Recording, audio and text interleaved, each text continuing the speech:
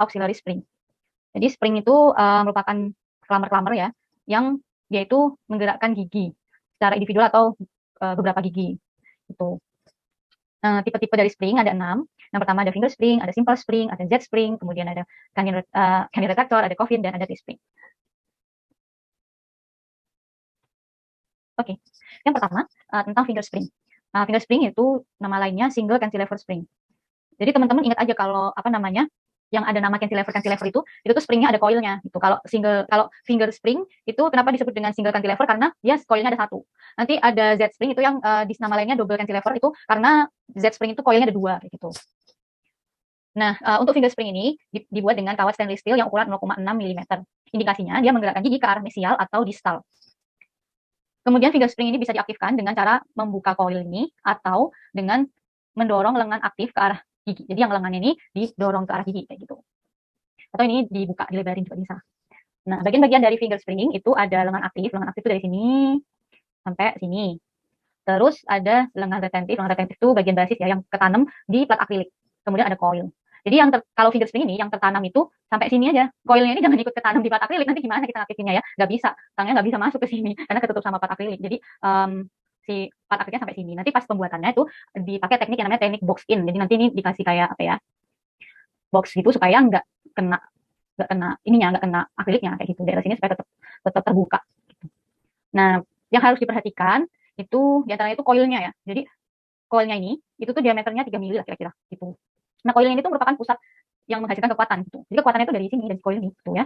Dan kita itu harus meletakkan coilnya itu di posisi yang tepat supaya gerakan giginya itu sesuai dengan apa yang kita mau gitu.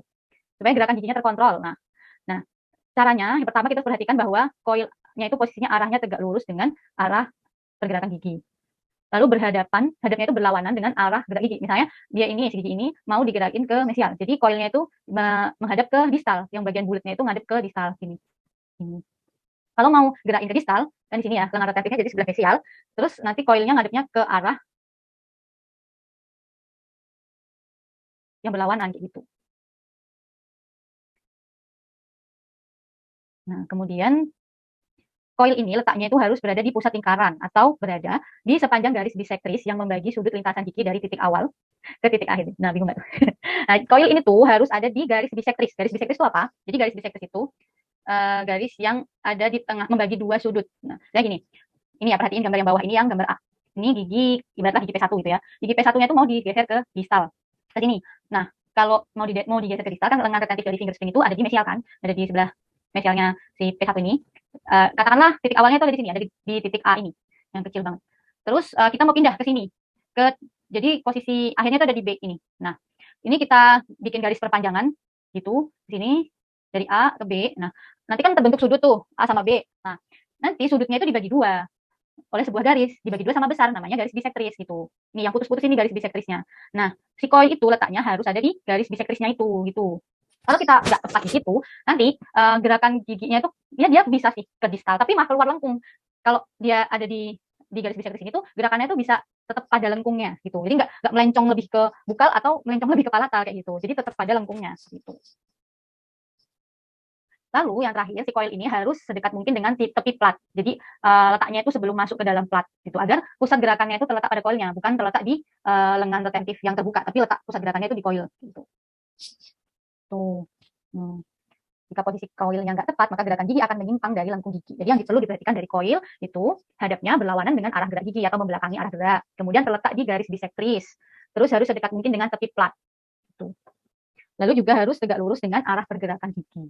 Itu digambar. Nanti kalau dulu waktu aku membuat finger spring itu disuruh bikin apa namanya garis putus-putus yang menggambarkan gerakan dari giginya itu mau kemana gitu. Terus nanti disuruh bikin garis putus-putus juga ini antara garis A tadi garis A, garis B, terus suruh bikin kira-kira garis bisektrisnya itu di mana. Nah, itu nanti baru di situ kita tandain itu di model apa coilnya letaknya di sini kayak gitu. Itu supaya kita nandain itu supaya biasanya kan kita bikin ya bagus lah kalau kita bikin sendiri. Kalau dibikinnya di tekniker gitu ya, misalkan kita udah di dokter gigi banyak tuh pekerjaan kita, nggak cuma ini aja kan gitu, pasien juga banyak, mungkin kita nggak sempat, terus kita bikinlah di tekniker, ditandain coilnya di situ supaya dia nggak salah, supaya tepat gitu. Karena sekali lagi kita dokter gigi, kita yang mendesain, kita yang menentukan alatnya mau pakai yang mana, letaknya di mana, itu kita ya, bukan teknikernya gitu ya. Oke, lalu yang kedua ada yang disebut dengan simple spring. Jadi simple spring itu bentuknya seperti Z spring tapi nggak ada coilnya. Nah, kenapa dia disebut simple spring? Karena nggak ada coilnya, yang disebut dengan simple spring gitu. Nah, Jadi simple spring ini dia tuh dibuat dari kawat stainless yang ukurannya 0,6, terus fungsinya itu untuk menggerakkan gigi ke arah labial. Nah, cara aktivasinya itu dengan cara melebarkan loop yang bagian ini atau ini. Lalu yang ketiga ada Z spring. Nah, Z spring itu fungsinya sama sih, indikasinya sama dengan simple spring, yaitu untuk menggerakkan gigi ke arah labial. Perbedaannya ada ini ya, ada coilnya ini di bagian loopnya itu, gitu. Dan untuk Z spring dibuat dengan clamper yang ukurannya agak lebih kecil daripada simple spring, pakai 0,5 mili, gitu. Lalu aktivasinya dengan cara membuka coil ini. Kalau yang simple spring ini lebih simpel ya pembuatannya daripada yang Z spring. Juga aktivasinya juga pasti kalau cuma melebar loop dibandingkan dengan buka coil ini lebih mudah yang loop ini, kayak gitu. Nah, kemudian ada lagi suatu bentuk yang merupakan modifikasi dari simple atau Z spring yang disebut dengan continuous spring. Jadi model modifikasi ini tuh ini ya. Kalau simple atau Z spring itu untuk mendorong satu gigi aja. Jadi dia lebarnya itu juga hanya mencakup satu gigi. Ini kan mencakup satu gigi, ini juga mencakup satu gigi aja. Tapi kalau continuous spring dia itu untuk mendorong dua gigi atau lebih ke labial secara bersamaan. Nah, teman-teman bisa perhatiin di gambar ini. Ini kan lebarnya itu lengan aktifnya itu meliputi 4 gigi ya. Dari I2 ke I2 kayak gini. Nah, ini continuous spring namanya. Kayak gitu. Bisa pakai coil di sininya, bisa enggak? Boleh. Gitu. Oke, lanjut. Yang keempat ada yang disebut dengan T-spring. Jadi kawat ini itu indikasinya untuk menggerakkan gigi premolar ke arah bukal. Jadi ingat ya, T-spring itu khusus untuk premolar. Tuh. Cara aktivasinya itu dengan melebarkan julupnya yang sini, ini yang dilebarin. Terus bagian ininya itu melengkung mengikuti kontur dari gigi premolar itu kan agak melengkung ya permukaan palatalnya. Tuh. Kemudian si T-spring ini dibuat dengan kawat ukuran 0,5 mm. Lalu yang kelima itu ada coffin spring. Jadi coffin spring itu indikasinya untuk ekspansi lengkung rahang atas yang sempit. Ini dialah rahang atas. Nggak bisa ini si coffin ditaruh di rahang bawah nggak bisa. Nanti lidahnya mau taruh mana gitu ya. Kegigit kena lidah apalah kayak gitu.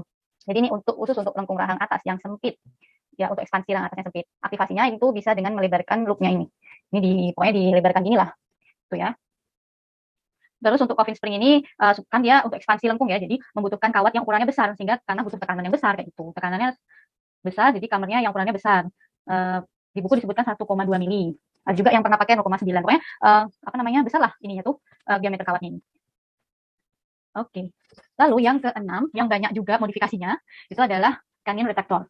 Jadi canine retractor itu suatu kawat yang fungsinya untuk menggerakkan gigi caninus ke arah distal. Nah, canine retractor ini digunakan syaratnya gigi caninusnya itu harus mesially incline. Jadi angulasinya itu ke arah mesial. Jadi teman-teman perhatiin gambar ini. Ini kan caninusnya itu mesio-angular ya, agak miring ke mesial kayak gini. Ini kan aksisnya digambar pakai garis putus warna merah. Jadi dia agak miring ke mesial dikit, agak menyudut ke mesial dikit gitu. Syaratnya gigi caninusnya harus yang kayak gini, nggak boleh yang distoangular, yang miringnya ke distal itu nggak boleh gitu. Karena penggunaan canine retractor ini nanti akan menyebabkan caninusnya itu angulasinya juga berubah. Kalau yang mesio-angular itu kan nanti dia bisa lurus gitu. Nah, kalau yang udah distoangular terus dia direkat dengan canine retractor nanti tambah distoangular lagi gitu. Jadi malah tambah susah nanti kita koreksinya, menimbulkan efek samping yang tidak diharapkan gitu. Nah, canine retractor ini ada 4 macam bentuknya. Ada U-loop canine retractor, ada buccal canine retractor, ada palatal canine retractor, dan ada helical canine retractor. Yang pertama, bentuk U-loop canine retractor. Ini tuh canine retractor yang paling mudah dibuat dan desainnya nggak besar, simpel aja kayak gini. Ada U-loopnya, terus ada lengan aktif yang memeluk gigi caninus gitu. Tapi dia tuh indikasinya untuk retraksi yang minimal aja, yang dikit-dikit aja gitu, nggak bisa banyak-banyak ini, cuma 1-2 mili gitu. Cara aktivasinya juga simpel, hanya dengan mengecilkan U-loopnya gitu. Kemudian ada yang tipe buccal canine retractor. Jadi dia tuh kayak U-loop canine retractor, cuman di puncak U-loopnya ini ada coilnya. Kalau yang U-loop canine retractor ini kan hanya U gitu ya. Kalau ini ada coilnya nih di ujungnya ini, di puncak ini. Indikasinya dia tuh untuk retraksi gigi caninus yang posisinya tuh bukoversi, yang posisinya tuh lebih ke bukal gitu kan. Kadang kita lihat gigi caninus yang agak ke bukal, ada yang agak ke palatal kayak gitu ya dari lengkungnya. Nah, kalau posisi giginya itu lebih ke bukal, kita bisa retraksinya itu pakai canine retractor yang tipe buccal canine retractor gitu. Aktivasinya dengan cara menutup coilnya. Ini coilnya itu dikecilin gitu. Kemudian yang tipe ketiga itu adalah palatal canine retractor. Jadi dia itu indikasinya untuk meretraksi gigi caninus yang dia itu lebih ke palatal. Jadi yang posisinya itu lebih sedikit platoversi gitu. Karena kalau pakai yang ini, dia kan isinya masuk ya caninusnya itu agak lebih ke palatal. Jadi nanti kalau pakai yang model buccal canine retractor atau yang U-loop canine retractor itu susah kita untuk memasukin si lengan retentifnya karena kan berjejal ini sama gigi I2 susah. Maksudnya kalau yang palatal versi kan biasanya I2-nya itu agak nutupin gitu. Jadi lengan retentifnya susah gitu untuk masuk. Nah, kita bisa pakai yang tipe palatal canine retractor gitu. Cara aktivasinya masih sama dengan yang buccal canine retractor. Terus ini desainnya agak beda ya sama yang si buccal canine retractor kan cuma kayak gini aja, cuma dari U-loop terus U-loopnya ada coilnya. Kalau ini nanti ada semacam guide wire yang ini yang disebut dengan guide wire. Gitu. Oke, jadi kalau ini dipakai si palatal canine retractor, nanti yang tertanam di apa namanya, plat akrilik itu yang sini aja ya, yang sini ke sini, yang ada koilnya, terus ada julupnya kecil ini nih jangan sampai tertanam di apa namanya, di plat akrilik kayak gitu. Ini harus kebuka. Kemudian yang tipe terakhir ada helical canine retractor atau nama lainnya disebut dengan reverse loop canine retractor. Ini indikasinya sama sih, sama kayak yang bukal canine retractor untuk retraksi caninus yang dari arah bukal. Oke deh. Itu dia yang auxiliary spring ya. Ada 6 jenis auxiliary spring. Ada finger, ada simple, ada Z, ada test spring, kemudian ada coffin, terus ada canine retractor. Selanjutnya kita masuk ke komponen aktif yang ketiga adalah screw.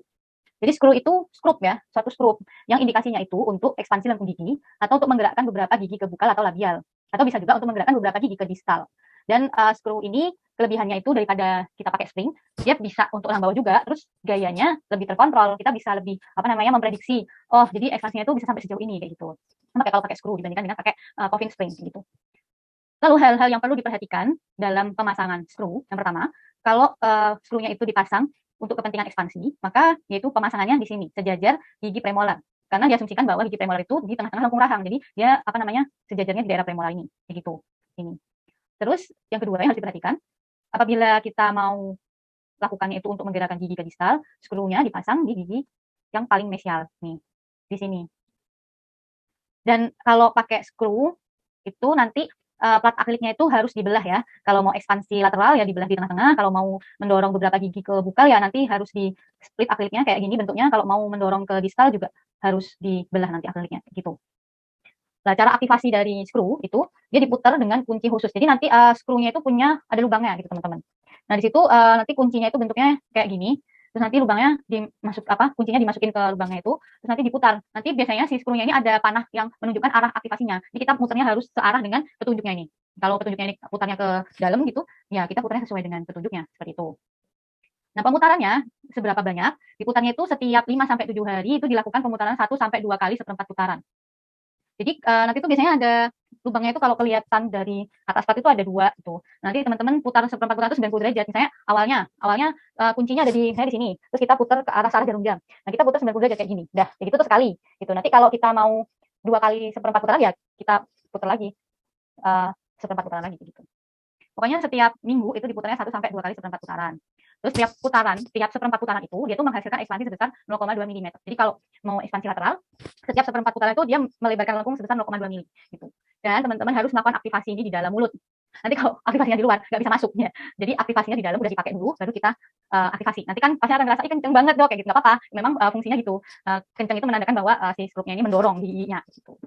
Dan ada referensi yang bilang bahwa sebaiknya pasien tuh diajarin untuk melakukan aktivasi screw ini sendiri. Karena kadang kan kalau kita harus muter ini setiap minggu, ini susah ya. Pasien itu kadang saya nggak ada waktu buat apa namanya ini buat kontrol datang dan sebagainya kayak gitu. Karena dia sulit datang ke klinik, jadi sebaiknya kita ajarin dia untuk muter sendiri screw-nya. Karena kalau ada miss sekali aja itu, apalagi pasiennya suka lupa make, nah nanti ekspansinya nggak jalan-jalan hasilnya jadi nggak bagus lah gitu. Seperti itu ya kira-kira. Oke, nah yang terakhir dari komponen aktif itu adalah elastik. Jadi elastik itu ya karet elastik gitu ya. Warnanya macam-macam ya teman-teman. Bisa putih, bisa biru. Biasanya umumnya sih yang putih bening ini. Gitu. Biasanya emang elastik ini tuh lebih banyak dipakai kalau orto cekat gitu. Tapi memang nggak menutup kemungkinan yang orto lepasan itu juga pakai elastik juga. Tuh biasanya pemakaian elastik ini tuh dikombinasiin sama dikasih bukal tube, dikasih tube yang dia tuh nanti disemenkan di giginya gitu. Biasanya gitu hitupnya ini. Nih kayak gitu. Nah yang satu nanti dicangkolin di tube-nya, satunya kalau yang ini di adem plumber ya, adem plumber yang dimodifikasi. Terus ini kalau ini di high labial bow.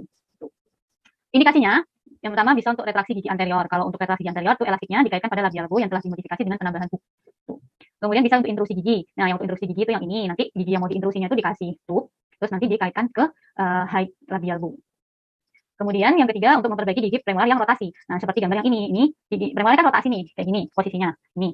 Nanti ada tube yang dari sebelah palatalnya, ada tube yang dari bukalnya, yang sini yang palatal nanti dikaitin ke Adam Plummer yang dimodifikasi. Terus yang ini dikaitin ke ini sepertinya ke Yulup sih, ke labial bow. Ini pasti nanti labial bow-nya juga ada modifikasinya. Cuman nggak kelihatan aja. Yang pakai hook tadi. Nah, seperti itu kira-kira. Referensi yang saya gunakan untuk menyusun materi ini ada dari bukunya Balaji, Orthodontics, The Art and Science, edisi kelima. Lalu dari bukunya Gulfrat Singh, dari bukunya Sanjit Kuyal, Textbook of Orthodontics. Oke, sampai di sini pemaparan materi saya. Cukup banyak ya, cukup pusing. Semoga teman-teman nggak pusing, semoga jelas. Silahkan kalau misalnya masih ada yang mau ditanyakan, boleh silahkan bisa raise hand atau raise hand nanti langsung open mic-nya atau bisa lewat kolom chat. Oh ya, ada Nabila. Silakan. Oke, dokter izin bertanya. Dokter izin ini untuk yang finger spring. Nah, untuk lengannya itu, contohnya apabila saya menggerakkan gigi ke mesial, berarti lengan itu di distal gigi. Tapi nanti koilnya menghadap ke mesial atau gimana gitu? Saya agak kurang paham. Terima kasih. Oh ya, aku share lagi ya ininya ya, PPT-nya ya. Oke, dokter. Finger. Jadi di Nabila apa dia panggilannya? Nabila. Iya, dokter Nabila. Nabila mau menggerakkan gigi ke mesial, apa ke distal? Ke mesial, dokter. Ke mesial. Ini ya, contohnya kayak yang ini. Ini kan ini gigi I1 nih, mau digerakkan ke mesial. Jadi lengannya itu dari arah distal ya. Terus nanti koilnya menghadapnya ke distal. Jadi yang bagian buletannya itu ada di arah distal. Kan ini seperti ini lengannya, terus begini, terus dibelokin ke distal, muter, terus lurus lagi kayak gitu. Untuk aktivasinya juga ke distal ya, dokter? Enggak, aktivasinya ke mesial. Oh, oke. Masih bingung ya? Jadi ini tuh nanti kita pakai clammer. Emang kalau nggak dipraktekin tuh susah. Maaf ya guys. Ini katakanlah kita pakai tang setengah bulat bisa, tang universal bisa. Enggak sih, enggak pakai setengah bulat, pakai pipi juga. Tang bulat juga bisa. Nanti salah satu ujungnya si tang itu dimasukin ke lubang ini, masuk itu. Terus nanti kan ini ya, kayak gini, tanganku kelihatan nggak ya? Ini nanti tangnya masuk, kan tangnya gini ya, ada dua. Nah, ini tangnya nanti masuk satu, terus nanti itu dilebar, ini madepnya ke sini deh. Ini kan giginya mau digerakin ke mesial, ke sana geraknya. Terus nanti tangnya kan ada dua lengan, satunya masuk gini, satunya itu nekan lengannya ke arah kita mau gerakin giginya kayak gini. Atau aku gambar aja ya. Bentar. Jadi katakanlah ini gigi. Terus ini mau digerakin ke sana. Terus jadi lengannya itu kan begini, terus gini, itu ya. Mau digerakin ke sana. Terus kan tang itu bayangkan kayak gini, kayak X, huruf X, ada dua ujung, 1 sama 2. Nah, nanti salah satu ujungnya itu masuk ke sini, terus nanti ujung yang lain itu neken yang ini ke sana. Gitu. Kayak gitu paham nggak Nabila? Paham, dokter. Terima kasih banyak. Oh, ya. Oke.